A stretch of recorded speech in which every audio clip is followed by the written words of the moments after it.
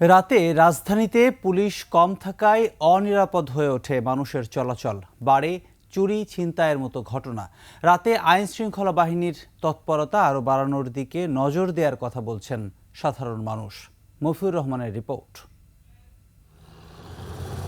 ব্যস্ত চঞ্চল দিনের ঢাকা রাতে অনেকটাই ফাঁকা হয়ে ওঠে, মানুষসহ যান চলাচল কমে আসে নগরীতে।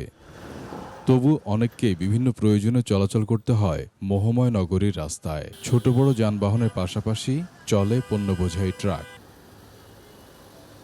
অনেক মোড়ে রাত 12টার পরে থাকে না ট্রাফিক পুলিশও, তখন রাস্তা পারাপার হয়ে ওঠে বিপজ্জনক।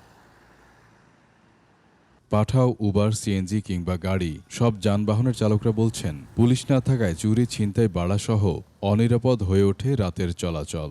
পুলিশ না থাকার কারণে অনেক জায়গায় ছিনতাই আরও বেড়ে গেছে। এখন আগে যা ছিল এখন আরও এত দ্বিগুণ হয়ে গেছে। পুলিশ থাকলে আমাদের জন্য বেটার হয়। গলিতে আর যেমন বগাটে পোলাপান আগের থেকে অনেক বাড়ছে, চিন্তাই করে রাস্তাঘাটে মোবাইল নেওয়া যায়। এদিকে রাজধানীর বিভিন্ন এলাকা ঘুরে দেখা যায় বেশিরভাগ পুলিশ বক্সে পুলিশ নেই, কোনোটি বন্ধ, তালা দেয়া। মোহাম্মদপুর, মিরপুর, মগবাজার, শাহজাহানপুর সহ বিভিন্ন এলাকাতে টহল পুলিশের পরিমাণও একেবারে কম। অনেক এলাকায় একেবারে নীরব হয়ে পড়ে রাতের বেলা।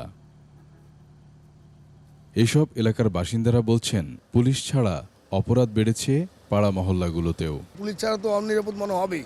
আমার নিজেই তো সুরক্ষা দিতে পারবো না পুলিশ না থাকলে।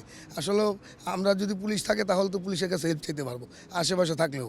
চুরি ছিনতাই এখন একটু বাড়ছে আগের থেকে, অবশ্যই পুলিশের ইয়াটা আর একটু বাড়াতে হবে, ফোর্সটা। আইন শৃঙ্খলা ব্যবস্থা আগের মতো তো আর নাই।